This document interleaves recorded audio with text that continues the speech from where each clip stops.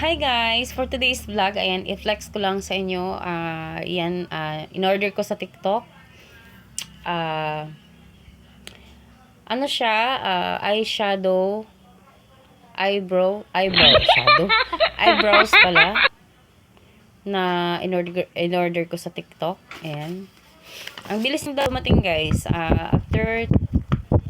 Ngayon, halimbawa, ngayon lang ako nag-order. Tapos, pagkabukas, agad-agad na nakarating agad sa address na binigay ko. Ayan. So, ito na nga po yung order ko na eyebrow stamp.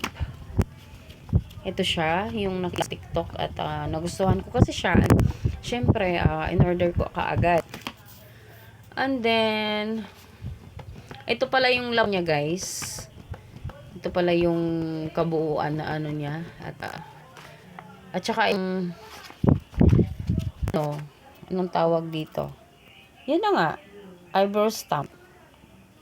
At saka makikita nyo naman guys, iba't ibang style ang pagpipilian nyo kung ano yung forma ng kilay na gusto ninyo. So, ito na nga po. At makikita nyo guys yung mismong kung paano ko gagawin. At kung ipapakita ko sa inyo guys, paano ito ganyan, mamimili ka lang. Iba-ibang forma. So, parang hindi bagay. So, mamili pa tayo ng mas bagay sa atin. At yan na nga. At baka ito yung pwede sa kilay ko. So, ayan na. And then, pwede na nating iporma. Ilagay sa tamang baka naman masyadong mahaba yung kilay natin at hindi pantay. So ayan na nga at na nga natin yung eyebrow stamp na tinatawag nila sa TikTok. So tayo nga.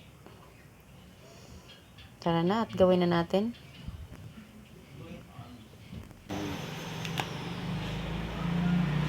Hindi ko lang alam kung tama ba to.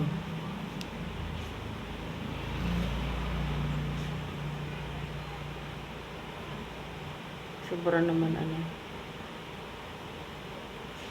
ganyan lang pala siya.